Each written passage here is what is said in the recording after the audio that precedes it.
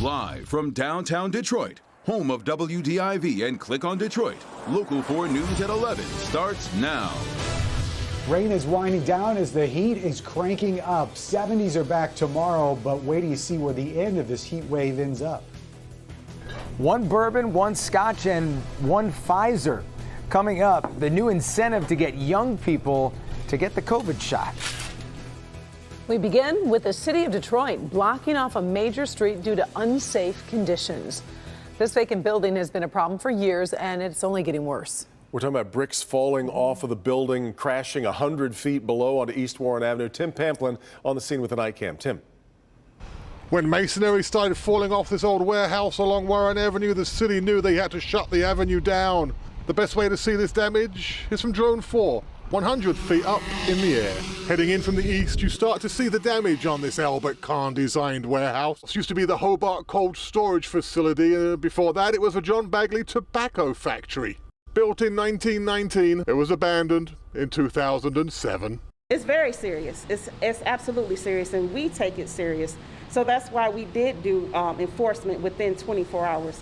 Yes, the rules of government usually turn slowly, but in this case, within a day, the tickets were being issued and Warren Avenue shut down. We immediately issued blight violations. We contacted DPW so that they could come out and block off the street so that pedestrians or passing vehicles would not be injured by the falling bricks. As we tilt down on Drone 4, the masonry crashing through that temporary sidewalk cover.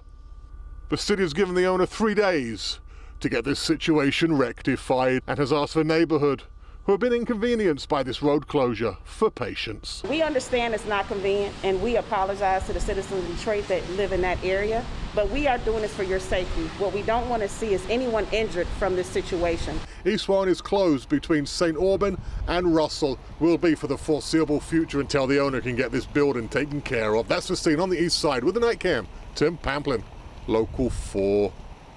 Drone pilot Tim Pamplin. That was amazing. That was footage, great wasn't footage, it? yeah. It really was.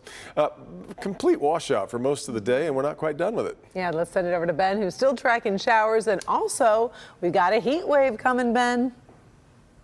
Yeah, we do. Karen and Devin, we're going to really see these mercury levels climb as we head into the weekend. But you can hear that grass saying, ah, as all this rain is soaking in some pretty dry land across southeast Michigan. Let's check Storm Tracker for some of the places that are getting the rain now are the places that have had the lowest totals so far, and that's out in the west zone. You can see out there Livingston, Genesee County, good dose of rain, and it looks like the direction that this is going, you're still going to be seeing some of those at least put together showers for the next couple hours. But overnight, we'll see an end to this. But those low clouds are going to stick with us. Kind of a spooky shot out there on Belle Isle tonight. 62, the current temperature. You can see the visibility is down 3, 4, 5 miles. Not really low enough to affect the drive, but just probably notice some fog if you're going to be out late tonight or very early tomorrow morning. So the widespread rain wrapping up before we wake up tomorrow morning. Just a passing shower as we start the morning commute. And then the clouds break in the afternoon, which sets us up for some sunshine and some near normal temperatures tomorrow. But the real heat starts building this weekend. We'll look at 80s and 90s in the 7-day forecast in just a few minutes, guys. All right, thank you, Ben. How to prevent attacks by vicious dogs. Tonight, a new bill has been introduced in the state Senate that tackles the issue, but doesn't ban breeds. Our Mara McDonough live in Southfield tonight. And Mara, the new bill takes aim at behavior instead of breed. Karen, that's right, and I want to be really clear. What's being proposed in Lansing right now, it doesn't tackle anything to do with what happens after a dog bites or attacks. What these bills are trying to do is prevent that from happening in the first place. Let me show you.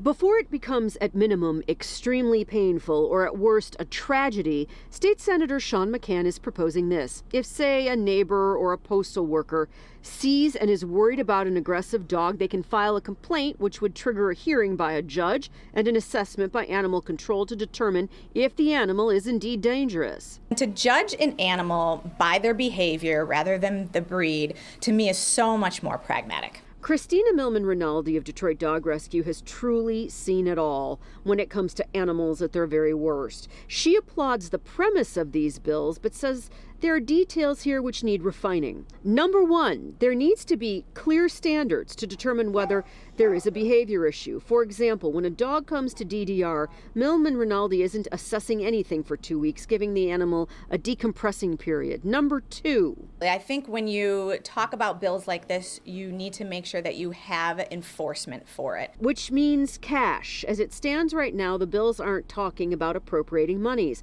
I asked Senator McCann if he would consider it. This is as good a time as any when there's kind of more resources available to the state than there have been in many decades. Back here live, as these bills are written right now, if a judge signs off on a dangerous dog determination, means the owner has to take steps to keep that animal contained, and it would automatically let people like postal carriers or utility workers know that there was a dangerous animal in that vicinity and at that address. And if the owner failed to comply, well, that'd be a felony. We're live in Southfield tonight. I'm Mara McDonald, Local 4. Lots to discuss for sure on this one. Thanks, Mara. State Senate today approving a bill in direct response to Governor Whitmer's trip to Florida this past March. The bill requires the governor to inform the lieutenant governor when a governor is leaving the state. The lieutenant governor would then have 12 hours to notify lawmakers that they are taking over duties as acting governor. The bill passed along party lines in the Republican-controlled Senate. Should it get through the House, it's expected it would be vetoed by Governor Whitmer. A Highland Park police detective is charged after allegedly selling drugs while on the job. 45-year-old Tiffany Lipkovich is charged with distributing and conspiring to distribute fentanyl-laced heroin. The U.S. Attorney's Office says surveillance video shows her taking money for a drug deal while in uniform. Lipkovich faces a maximum of 20 years in prison and a fine of up to $1 million if convicted. President Biden announcing new strategies to try to get 70% of American adults vaccinated by the 4th of July. The White House is partnering with Black-owned barbershops and salons to get more people vaccinated. Currently, about 63% of American adults have one or more dose. Meantime, today, Michigan reporting 420 new cases and 33 additional deaths. Now, a new incentive is being offered to young people to get the COVID vaccine, and this one might attract a crowd. It's certainly sloganable. Get the shot, do a shot. The event is this Friday in Royal Oak. As Jason Colthorpe reports, they're hoping to vaccinate a few hundred people. Well, I think there's an old saying that says some of the best ideas were born in a bar. Well, that's the case here. This idea happened in this bar here in Royal Oak, the Rock on 3rd.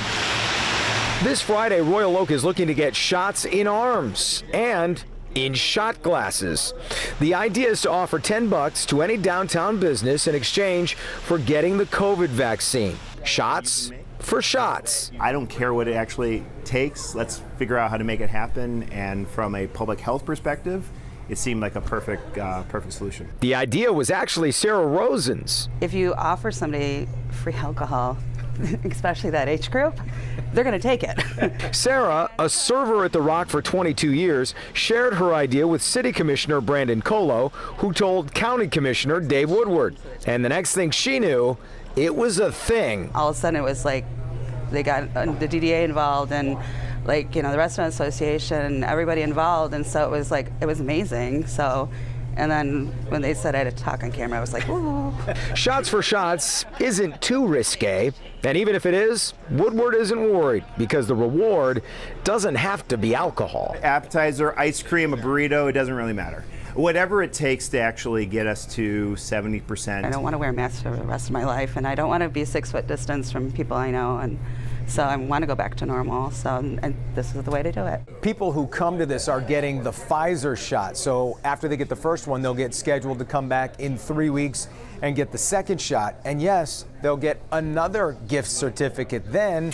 So technically, it's a double shot for a double shot or an appetizer or atomic coffee, whatever. In Royal Oak, Jason Colthorpe, Local 4. I like the ice cream idea. It's like when you were little and you had to go get a shot. Oh, you're right. Go get ice cream if you're good. Would be pretty rewarding. Still ahead, we got some new video showing the shootout in Florida. It involves 2 kids armed with a shotgun and an AK-47. Hey guys, just hold behind hard cover. Let's not shoot these kids, man. Let's just hold on. Take our time. 10-4, they're shooting at me. A deputy managed to stay safe despite taking heavy gunfire for 9 minutes. But first, a little girl right here in Metro Detroit finds a message of hate written on her family's home. How that family is now reacting. Next.